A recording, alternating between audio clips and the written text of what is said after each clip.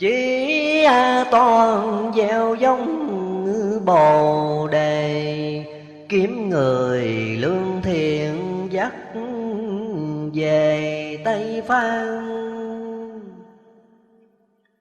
Dạy khuyên những kẻ ngộ ngang, biết câu lục tử dình đàn tư ân.